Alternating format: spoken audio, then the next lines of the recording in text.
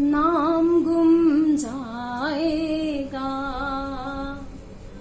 चेहरा ये बदल जाएगा, मेरी आवाज ही पहचान है, घर याद रहे नाम गुम जाएगा।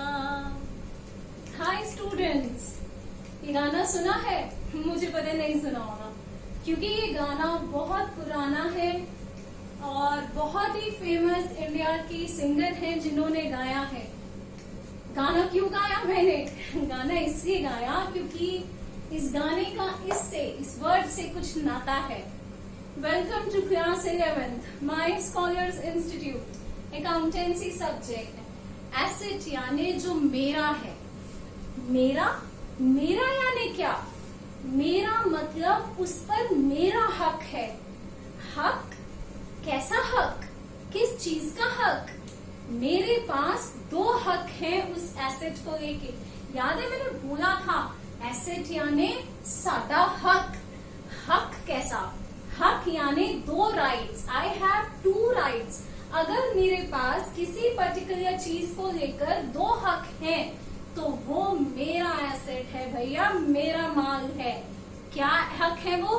पहला हक राइट टू यूज,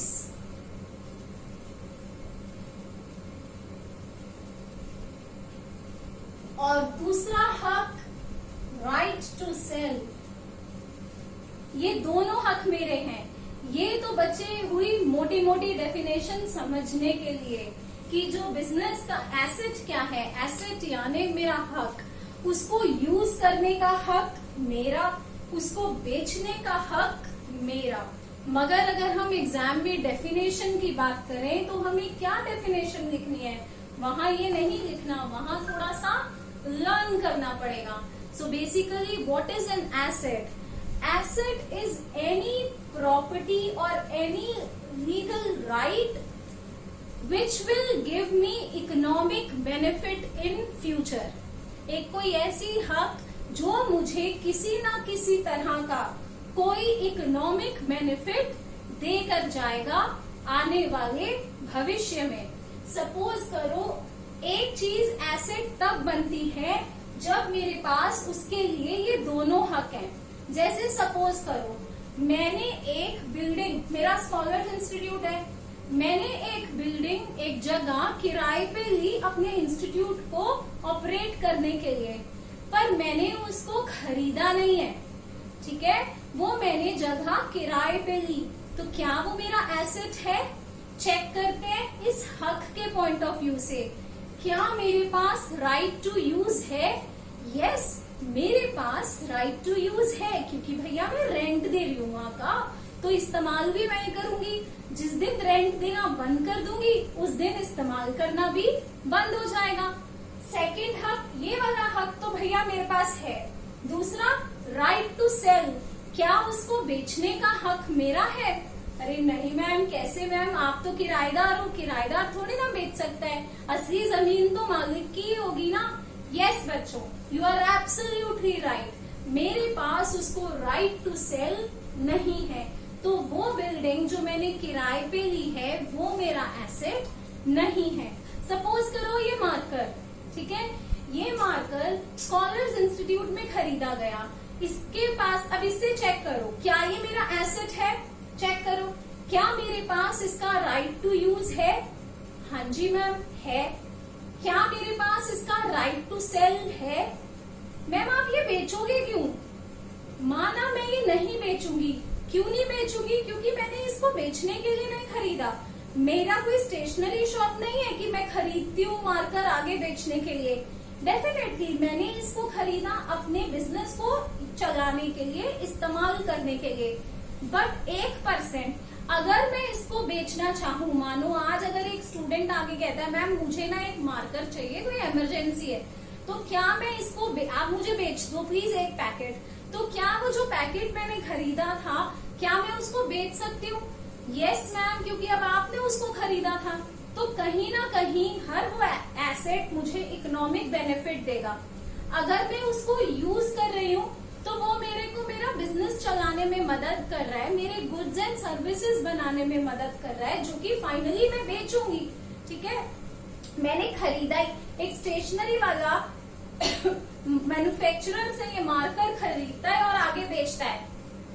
उसके पास भी दोनों है भाई, वो चाहे तो इस्तेमाल भी कर सकता है मार्कर, मगर उसकी इंटेंशन है कि भाई ये आगे बेच देगा, तो राइट टू सेल भी उसके पास है, तो उसके लिए भी एसेट हुआ, मैंने खरीद लिया, अब ये मार्कर मेरा है।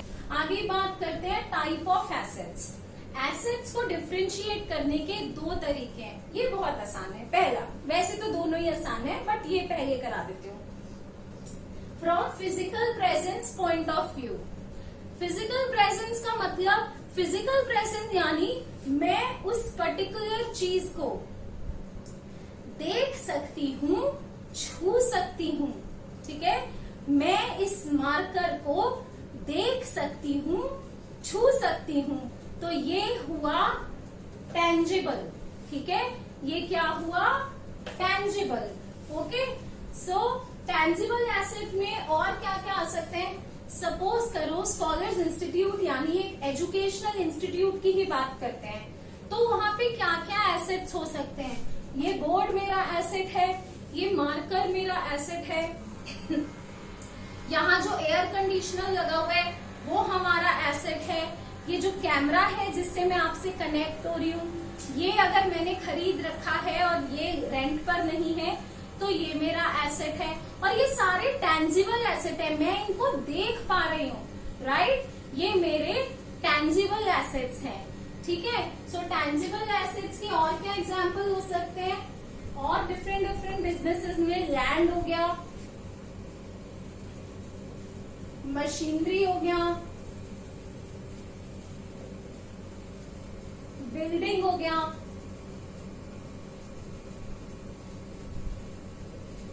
फर्नीचर हो गया। ठीक है, और एक ट्रांसपोर्ट कंपनी के लिए व्हीकल हो गया। ठीक है, बहुत सारे एग्जाम्पल्स आप देख सकते हो। वो हो गया टेंजिबल एसेट। बात करते हैं इनटेंजिबल की। इनटेंजिबल यानी या तो मैं इस एसेट को देख सकती हूँ, ना मैं इसे छू सकती हूँ। ठीक है, लेकिन फिर भी ये मेरा एसेट है। जैसे कि सोचो, क्या सोचो, चलो मैं एक एग्जांपल देती हूँ। तुम बोलोगे कि मैम मूवीज की बात बहुत करती हैं, पर मैं क्या करूँ, मुझे मूवीज देखना बहुत पसंद है, तुम बच्चों की तरह। एक मूवी थी आमिर खान की, वो तो वैसे भी मेरा फेवरेट है, 3 इडियट्स, याद है? उसके अंदर आमिर खान का नाम याद है किसी को क्या था? हाँ, बिल्कुल सही, आमिर खान का नाम था फुनसुक वांगडू। तो फुनसुक वांगडू के पास जब वो उसके तीनों फ्रेंड्स शिमला जा रहे थे, तो एक उनमें से था साइलेंसर। ठीक है, वो कहता है कि वो अपने बाकी दूसरे दोस्तों को बताता है कि भैया ये फुनसुक वांगडू से मिलने जाना है। तो वो बोलता है कौन है ये फुनसुक वांगडू? तो वो बोलते हैं भाई फुनसुक वांगडू वो साइंटिस्ट है जिससे टाई अप करने के लिए पूरे वर्ल्ड की बड़ी बड़ी कंपनीज तड़प रही हैं। तो बोलते हैं ऐसे क्यों तड़प रही है भाई? तो वो बोलता है उसके पास 400 पेटेंट है। पेटेंट? मैम ये पेटेंट क्या होता है? पेटेंट यानी काइंड ऑफ फॉर्मूला, मतलब वो इन्वेंशंस है उसकी जो उसने बनाई है। ऐसी एक और मूवी भी थी, देखा? फिर एक मूवी, मुझे पता है ये वाली तुम लोगों ने शायद ना देखी हो, मगर फिर भी कहीं ट्राई हो जाए, आजकल थोड़ा टाइम है, देख लेना। मूवी का नाम है ओम जय जगदीश। 3 भाइयों की कहानी है। उसके अंदर जो एक भाई होता है जय, फरदीन खान, ठीक है, वो कहीं बाहर, इंडिया से बाहर कहीं पे रहता होता है, और वो वहां पर एक सुपर फास्ट, वर्ल्ड की फास्टेस्ट कार, स्पोर्ट्स कार का इंजन का मॉडल डेवलप करता है। और वो जो उसका मॉडल होता है वो बहुत $1,000,000 में बिकता है। अब वो जो मॉडल का डिजाइन है, वो जो फॉर्मूला है, जैसे कि शेफ संजीव कपूर हैं, उनकी जो रेसिपीज हैं, ठीक है, वो रेसिपीज, वो फॉर्मूलाज, वो पेटेंट्स, वो ट्रेडमार्क्स, वो कॉपीराइट्स, ये सारे इनटेंजिबल एसेट है। बहुत सारे नाम ले दिए मैंने, कंफ्यूज हो गए होंगे, अभी लिख भी दूंगी। उनमें से एक मैंने बोला कॉपीराइट। सपोज करो ये मेरे हाथ में बुक है, ठीक है। This book is double entry book keeping by T S. Grewal ji. जो ऑथर है उनका नाम है टी.एस. ग्रेवाल। अब टी.एस. ग्रेवाल जी का अपना पब्लिकेशन हाउस जरूरी नहीं हो, उन्होंने एक पब्लिकेशन है Sultan Chand and sons. Sultan Chand and sons को उस ऑथर टी.एस. ग्रेवाल जी ने राइट दिया कि भाई किताब तो मेरी लिखी है, ये टी.एस. ग्रेवाल जी की इंटेलेक्चुअल प्रॉपर्टी है, क्या आप उनके इंटेलेक्ट को देख सकते हो? नहीं, मगर क्या ये टी.एस. ग्रेवाल जी का एसेट है? यस, ये उनका एसेट है, इस पर उनका हक है, वो चाहेंगे तो इसको बेचेंगे। उन्होंने कहा अब ये बुक छपकर आप सब बच्चों तक पहुंचनी चाहिए, तो उन्होंने publisher Sultan Chand and sons को इसका कॉपीराइट दिया। कॉपीराइट मतलब राइट टू मेक कॉपीज, कि भैया इसकी कॉपीज बनाओ और बेचो। सुल्तान Chand and sons her copy के बिकने पर कुछ परसेंट रॉयल्टी उनको देते हैं। उन्होंने ये कॉपीराइट टी.एस. ग्रेवाल जी से खरीदा। फ्यूचर में कभी मैंने कोई बुक लिखी तो मैं भी शायद किसी को कॉपीराइट बेचूंगी। खैर, बात करते हैं इंटेंजिबल एसेट की। आप लोगों का साथ रहा तो एक दिन जरूर होगा। इंटेंजिबल एसेट कौन कौन से बताए मैंने? कॉपीराइट। बहुत सारे बच्चे ना सिर्फ एक या दो याद रखते हैं, बट मैं चाहती हूँ कि मेरे पास जितने एग्जाम्पल्स हैं आपको मैं कोशिश करूं और आप उसको याद भी रखें। कॉपीराइट, पेटेंट, ये भी एक तरह का फॉर्मूला है। फॉर्मूलाज, डिजाइन्स, किसी आर्टिस्ट ने, मनीष वो जो फेमस डिजाइनर है ना, उसने डिजाइन बनाया। रोहित बाल ने ड्रेस का डिजाइन बनाया, भैया उसका हक है उसके ऊपर, वो डिजाइन उसका है। वो अलग बात है कि उसकी कॉपियां आप लोकल मार्केट में ले लोगे, लेकिन वो गलत है, वो पायरेसी काइंड ऑफ हुआ, ठीक है। So designs, copyrights, formulas, mining rights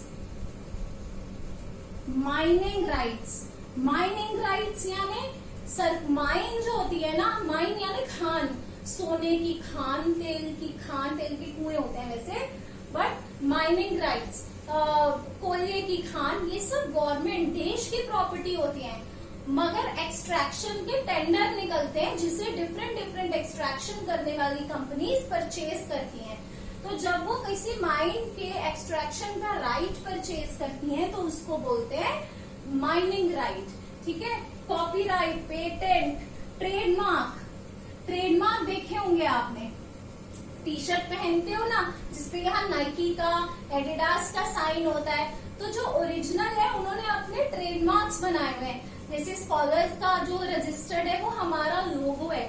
trademark, logos, ये सब दिखाई देते हैं लेकिन एज अ पिक्चर हम उसको प्रेजेंट करते हैं, but otherwise they are not visible as machinery, as building, ठीक है। ओके, ट्रेडमार्क, लोगोज, हाँ, मास्ट हेड्स। एक और बड़ा इंपॉर्टेंट इनटेंजिबल एसेट है गुडविल यानी रेपुटेशन। किसी भी कंपनी की रेपुटेशन बच्चों रुपीज में कैलकुलेट की जा सकती है। कैसे, ये तो क्लास 12th में डिटेल में सिखाऊंगी, अभी नहीं, मगर हाँ बीच में 11th क्लास में इसके बारे में कुछ हिंट देती रहूंगी। बाकी आई होप अभी तक आपको टेंजिबल और इंटेंजिबल का मतलब समझ आ गया होगा।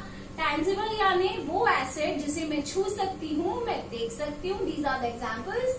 Intangible assets are those assets which we cannot see, which cannot be seen, which cannot be touched, and the examples are copyright, patent, formula, design, mining right, trademark, logos, masthead, goodwill, recipes, etc.